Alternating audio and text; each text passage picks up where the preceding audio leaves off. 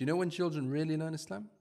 When they watch us. Before my son was born, I thought that I understood Islamic education. I imagined teaching Islam the way that many of us imagine it. Teaching words, teaching actions, teaching, right from wrong. And I thought that tarbiyah would basically look like lessons. Sitting down and teaching what's halal and what's haram. And essentially, I assumed that learning would begin when understanding began. When my son could speak, ask questions, when he could actually follow instructions. However, when Isa was born, for the first 2 years of his life, he understood essentially nothing of what I said. No explanations made sense to him. No instructions really landed. No teaching moments the way that I had imagined them.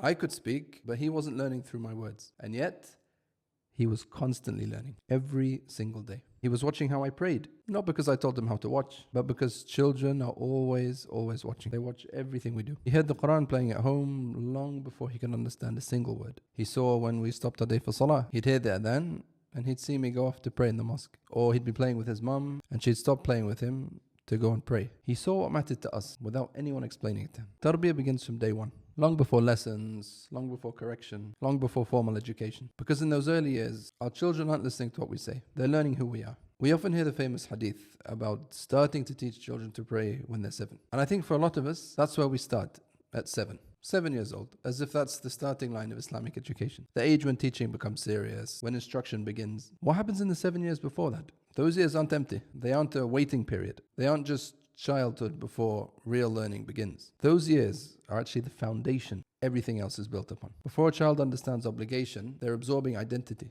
Before they understand commands, they're learning what life feels like, what feels normal at home, and what interrupts our day because it matters more than anything else. They notice what we rush for and what we slow down for. And without realizing, they begin to understand what's important. One day I noticed something small, and it changed everything for me.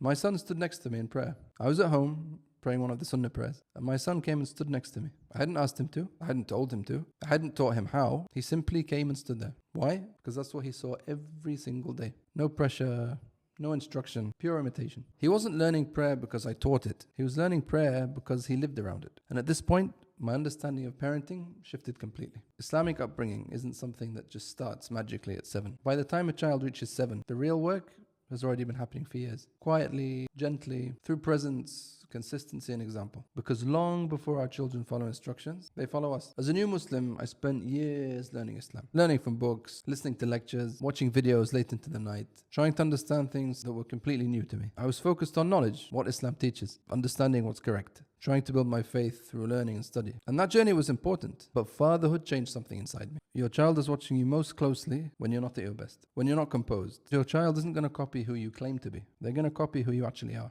They don't see the version of Islam that we present publicly. They see the Islam that we live privately. Children have a way of exposing consistency. SubhanAllah. They notice if prayer is something we truly prioritize or if it's something that we delay. They notice how we speak when we're frustrated, how we treat others when there's no audience. They see the Islam that exists when nobody's watching. Fatherhood made me realize that tarbiyah isn't just about raising a child. It's also about raising yourself, about becoming the type of person you hope your child will become. Because ultimately our children aren't just listening to our advice. They're learning our Islam by living beside us. So I asked myself a question, a simple question, but one that stayed with me. What does raising a Muslim actually look like before the age of 7? Not in theory, not as an ideal version of parenting, but in real daily life. In the ordinary moments that make up most of our days. Because parenting ultimately happens in the small moments. In waking up tired and still choosing patience. In stopping what you're doing when you hear that adhan. In the way that your child watches you make wudu. In the quiet routines that repeat every single day. I began to realize that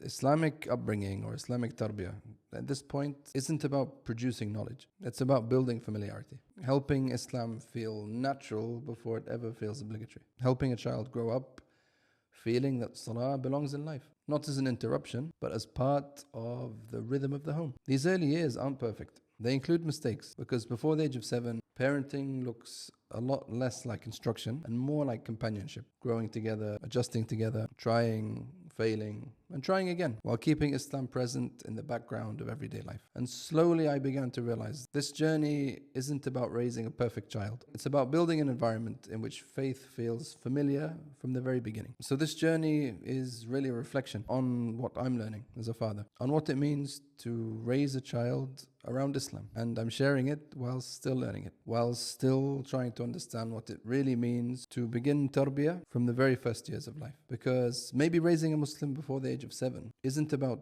teaching more. Maybe it's about living Islam clearly enough that a child grows up already feeling at home with it. And honestly, I'm realizing that raising a child might be one of the greatest teachers of Islam that a person can have.